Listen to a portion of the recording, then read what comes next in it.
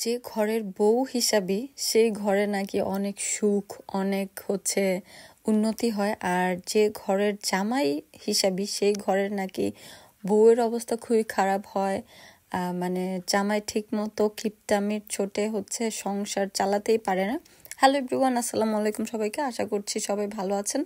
অবশ্যই আপনাদের মূল্যবান কমেন্ট আমাকে শেয়ার করবেন যে আপনারা কোনটা চিন্তা করেন, কি হয়, মানে বউ বেশি হিসাবি হলে আর জামাই বেশি হিসাবি হলে কি হয়, বা সংসার কেমন চলে সেটা অবশ্যই জানাবেন।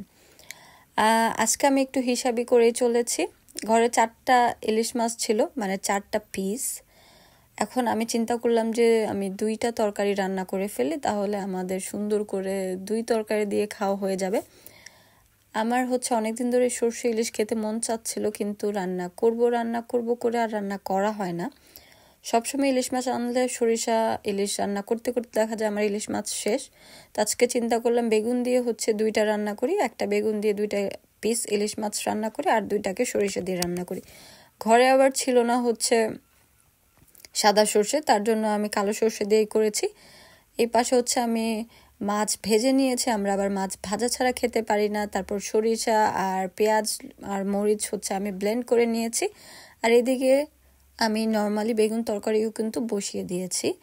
একটা বেগুনে দিয়েছি, আবার বেগুনটা আমি আজকে ভেজে রান্না করেছি, আর ছোট ছোট আলু দিয়েছি। এখানে সবকিছু কষানোর শেষে আমি বেগুনটা শেষে দিলাম।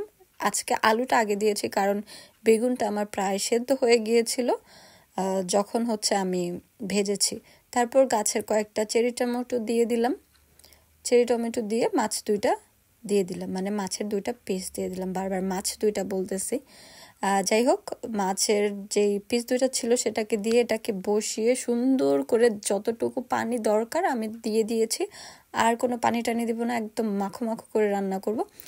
অন্যদিকে এবার আমি সরিষাটাকে গুলিয়ে নিলাম, আর পেঁয়াজ আর মরিচটা তো আমি বসিয়ে দিয়েছিলাম আগেই। এখন এখানে একটু দিয়েছি হলুদ আর একটু দিয়েছি ধনিয়া গুঁড়া, আর কিছুই দেইনি, এর জন্য কালারটা চেঞ্জ হয়ে গিয়েছে। যেহেতু সরিষা ইলিশ খুবই সাদামাটা করে রান্না করে, আমি যতটুকু জানি।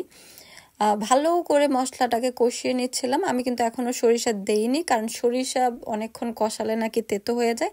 আসলেই তেতো হয়ে যায়। আমি একবার ট্রাই করেছিলাম, মানে ভুল করে প্রথমেই পেঁয়াজের সাথে সরিষা দিয়ে দিয়েছিলাম, তখন আমার অনেক বেশি একটা তেতো লেগেছিল।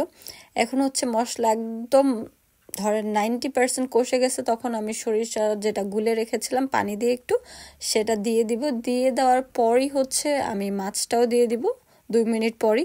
আর আপনারা চাইলে এখানে ছেঁকে নিতে পারেন। আর আমার প্রায় একদম মিহি 100% ব্লেন্ড হয়ে গিয়েছিল, ছাকার প্রয়োজন বোধ করিনি, তাই আর ছাঁকিনি। দেখেন তেল তেল উঠে গিয়েছে 2 মিনিটের মধ্যে। তারপর মাছটাকে দিয়ে আরও 2 মিনিট নেড়েচেড়ে একটু রান্না করব, কারণ খুব বেশি রান্না করা যাবে না। মাছও ভাজা আমার, আর গিয়ে মশলাটাকে আমি একদম ভালো করে কষিয়ে নিয়েছি। জাস্ট একটু মাছ আর সরিষাটা যাতে মিক্স হয় সেই পর্যন্তই রান্না করব, 5 মিনিট, এর বেশি না।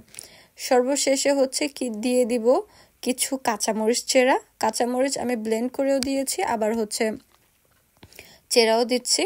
ভাতের সাথে মাখিয়ে খেতে কিন্তু দারুণ লাগে। কার কার সরিষা ইলিশ বা ইলিশ বেগুন পছন্দ অবশ্যই কমেন্ট করে জানাবেন। দেখেন তো আজকে কি সুন্দর করে একটু হিসাবি হয়ে 2টা তরকারি রান্না করে ফেললাম। আমার মতো আর কে কেমন হিসাবি বউ অবশ্যই কমেন্ট করে জানাবেন। তারপরেও জামাই পছন্দ করে না হিসাবি বউ, চিন্তা করে যে তুমি কেন হিসাব করবা, আমি এনে দেবো, তুমি রান্না করবা। এ তো কি করার, তার কথা মাঝে মাঝে আমি রাখি না। আমি যে আজকের আমার রান্না বান্না ডান। সরিষা ইলিশ আর ইলিশ বেগুন 2টাই আলহামদুলিল্লাহ অনেক মজা হয়েছিল। মাঝে মাঝে নিজের রান্নাগুলি অনেক মজা হয়, আর আমি খাচ্ছিলাম, অনেক মজা হয়েছিল। অবশ্যই ভালো লাগলে ভিডিওটা পাশে থাকবেন। আল্লাহ হাফেজ।